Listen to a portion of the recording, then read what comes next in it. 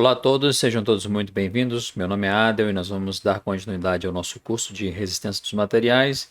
Nessa aula nós vamos responder aquele questionário que eu fiz na aula passada, onde foi lançado um desafio a todos e vocês teriam que me indicar uma nova seção transversal para a viga. Quais foram as soluções que nós encontramos? Nós vamos debater a diferença que foi apresentada de uma para outra, lembrando que não há uma solução única para o desafio e não está nada certo ou errado, é apenas a interpretação do profissional, você estudante, você profissional, e a gente vai ver isso nessa aula. Seja bem-vindo.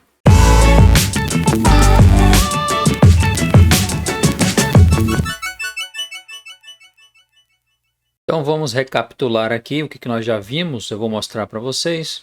Só relembrando, a gente está tratando de uma estrutura biapoiada, é um pórtico, onde nós estamos analisando a viga e estamos utilizando um concreto resistência 30 MPa. Já sabemos como calcular o módulo de elasticidade inicial desse concreto. Os dados estão no roteiro que eu vou disponibilizar. Já, na verdade, essa solução inicial já está disponibilizada. Aqui está a nossa estrutura, não alterei nada, a carga permanece. Uma vez que você não pode alterar a carga, você tem que tentar encontrar a dimensão ideal desse teu elemento. Coeficiente Poisson aqui. Então, permanece aqueles 5 metros, a carga 250 kN por metro e os pilares com 3 metros. A solução aqui ela pode ser encontrada de inúmeras formas. Uma delas é você ir chutando um valor que vai se aproximando ao máximo daquele ideal. O que eu fiz? Eu chutei aqui um valor. Eu aumentei a dimensão da viga de 15 para 20. Eu dobrei a altura da viga, tá? Já que era uma viga de 45, eu vou chutar aí o dobro, 90 centímetros, tá? Ou seja, 900 milímetros. Lembrando, não estamos fazendo o dimensionamento de uma estrutura aqui, ok? Estamos só analisando as tensões, por isso eu deixei livre para que a gente encontrasse qualquer altura que nós achássemos ideal. A gente sabe que isso interferiria bastante a arquitetura e praticamente inviabilizaria a execução de uma viga dessa altura. No caso, não estamos preocupados com isso. Então, eu já verifiquei a área dessa viga, base vezes altura. Aqui está o valor. A inércia, mudou a inércia. Veja para quanto foi a nova inércia, tá bom? Lembrando, não estou utilizando fator de segurança algum aqui. Respondendo agora todas essas perguntas, essas 9 perguntas, o roteiro eu vou responder a todas, ok? Mas no desafio você tinha que responder apenas 3 perguntas.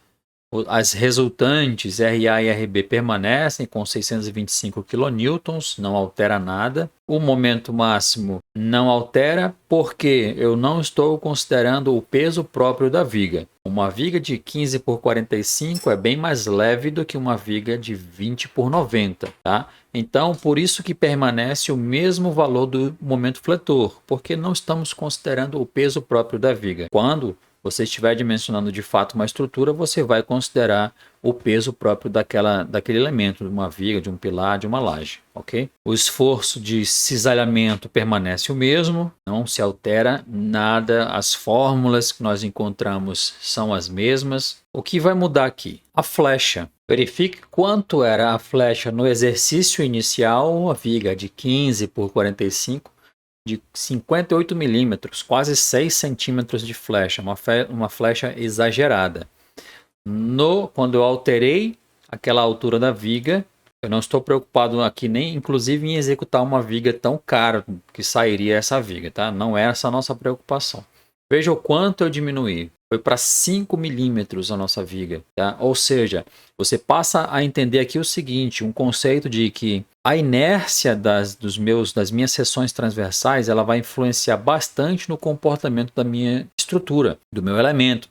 No caso de vigas, quanto maior a inércia, melhor ou mais eficiente é essa viga. É claro que, relembrando, não custa nada, eu não vou trabalhar com vigas de tamanhos exagerados desse tipo em obras convencionais, em residências térreas, sobrados, praticamente você não vai encontrar vigas com essa altura. Então veja que eu joguei no F2, claro que dá uma diferença por causa da questão de arredondamento. Os resultados no MD Solids estão aqui. As tensões que surgem no pilar não vão se alterar, permanecem, tá? Do exercício inicial, aqui está, ó, 15,65, e quando eu alterei a seção da viga, não se alterou nada no pilar, porque eu não estou considerando o peso próprio da viga. Veja que vai permanecer a mesma deformação, 1,53 praticamente, 1,53 no exercício inicial. Nós verificamos que a seção transversal desse pilar é suficiente em qualquer um dos exercícios. Tá? Esse concreto 30 MPa vai resistir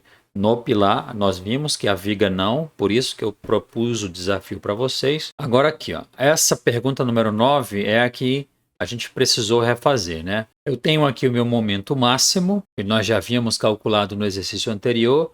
A tensão de compressão, que é também a tensão de tração, uma vez que eu tenho um material apenas, nas próximas aulas nós vamos ver que quando eu introduzir novos materiais, ou seja, quando eu fizer o casamento de dois materiais, ou seja, um concreto e um aço, você vai verificar que as tensões superiores, na parte superior da viga, vai ser diferente das tensões inferiores, dependendo de onde está esse teu material diferenciado, né? Isso vai ser questões para as próximas aulas. Então, vejam que tensão nós encontramos nessa nossa viga, tá? 28 MPa. Se eu estou usando um concreto de 30 MPa, isso quer dizer que eu acabo de encontrar mais ou menos uma seção ideal. É claro que eu posso procurar diminuir aquela altura de 90, ou seja, 900 milímetros, para ver se eu consigo ainda uma eficiência e também atendendo a essa solicitação.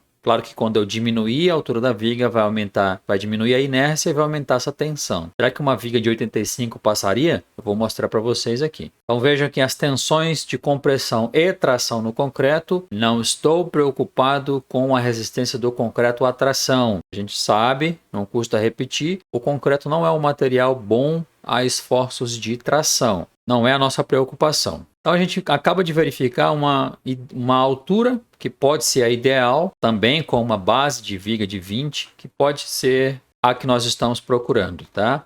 Joguei essas informações no MD Solids, encontrei, está correto o meu cálculo, 28,9 MPa, compressão e tração. A tensão de cisalhamento média que surge nessa viga também já foi calculado. Veja, ela é a mesma do exercício anterior, não muda nada, 5 MPa. Nós vamos nas próximas aulas verificar que as tensões de cisalhamento também vão influenciar num outro tipo de comportamento, que a gente vai chamar de fluxo de cisalhamento, que a gente vai ver nas próximas aulas. Vamos aprender a calcular também. Então, veja que a tensão de cisalhamento ela é um pouquinho baixa, né, de 5 MPa. Então, essas eram as questões que a gente tinha que resolver, tá? A dimensão necessária para vencer aquela tensão, ou seja, aquele carregamento, né, aquele carregamento de 250 kN, já que eu não posso retirar carregamento da viga, eu verifiquei que uma viga de 20 por 90 atenderia. Essa dimensão que eu propus, qual o valor da flecha? Nós calculamos uma flecha que era de 58 milímetros, foi para 5 milímetros. E agora eu vou ajudá-los a responder a essa pergunta aqui. Mas antes disso,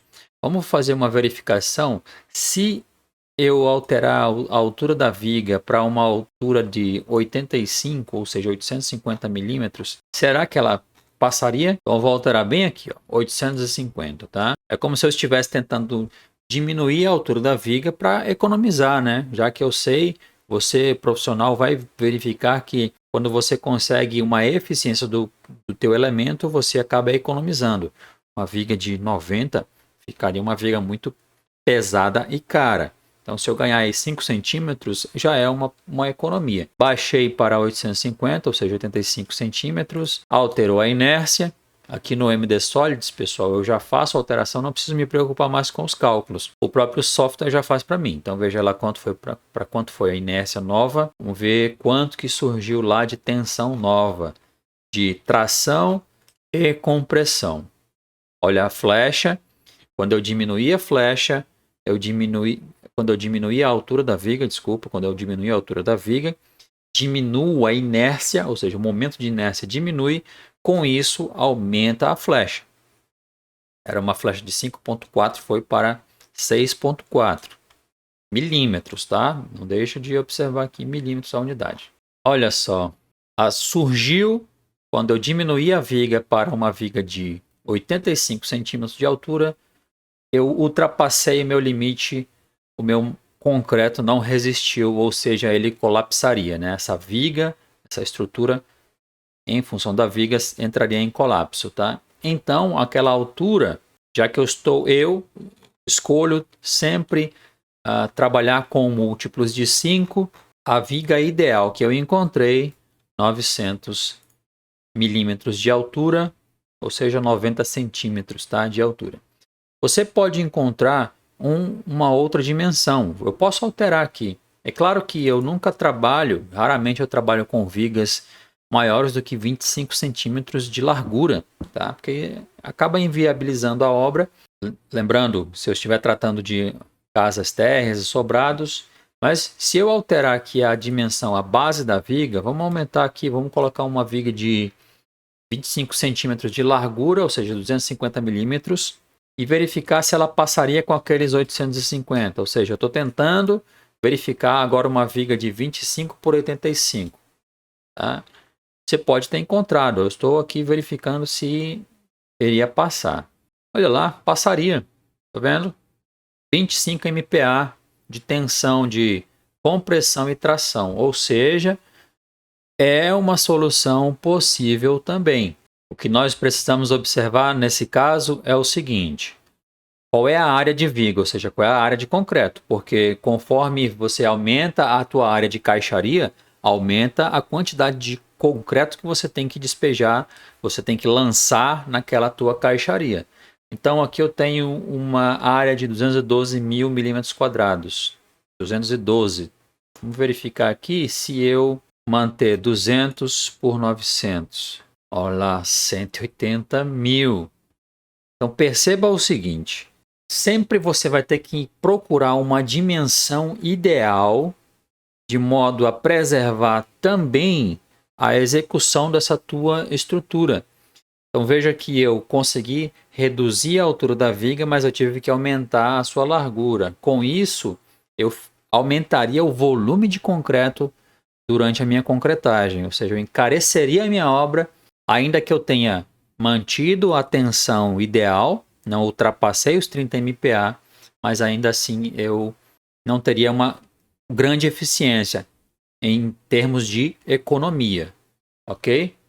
Então vou mostrar para vocês de novo: 250 por 850, 212 mil milímetros quadrados. Se eu manter 200 por 900, a viga permanece alta, mas ela tem uma área, né, de caixaria menor, logo eu tenho uma economia aí de concreto. Então essa foi a resolução do exercício pedindo 30 MPa. Mas veja aqui que eu fiz um novo desafio, tá? Se você precisasse diminuir a resistência do teu concreto, será que você precisaria alterar a altura dessa viga de novo? Bom, a gente já pode, a partir daqui desse modelo, claro que eu fiz a solução num outro exercício, num outro documento, e vou deixar disponível para vocês. Eu já sei que 25 MPa com aquela dimensão não passaria, porque com aquela dimensão de 20 por 90, as tensões que surgiram foram de 28, ok? Então, essa dimensão 20 por 90 ainda estaria insuficiente se eu reduzisse a resistência do concreto. Então, vou ter que alterar novamente a seção dessa minha viga. Posso aumentar a largura, posso aumentar a altura. Então vamos lá, foi o que eu fiz aqui, ó. Diminuir o FCK do concreto, ou seja, a resistência máxima dele. Fui de 30, fui para 25. Vamos ver o que aconteceria. Então eu sei que eu teria que alterar a altura da viga mais uma vez. Eu mantive isso aqui, ó, 20. Agora eu fiz uma viga de 1 metro, ou seja, 1000 milímetros. Ok? A área foi para 200 mil milímetros quadrados e eu acabei encontrando, não alterar nada no exercício, apenas eu quero saber se eu reduzindo o concreto, ou seja, a resistência do concreto, o que eu ganho lá, ou eu tenho que alterar a viga, e precisei. Veja que uma viga maior, eu aumento a inércia. O que aconteceu com a flecha? Veja que a flecha diminuiu, foi para 4,36 milímetros. E com isso, olha lá, ó, se eu diminuir a resistência do concreto, eu tive que aumentar a viga e encontrei 20 por 100, tá? Ou seja, 200 por 1000, a minha nova dimensão da viga. Veja que eu fiquei abaixo dos 25 MPa de tensão, ok? Então, essa é a solução. É claro que se você quiser experimentar outras seções, aumentar, né, a base da viga para 25 e manter aqueles 90, vamos ver se passa. Vamos fazer o exemplo aqui.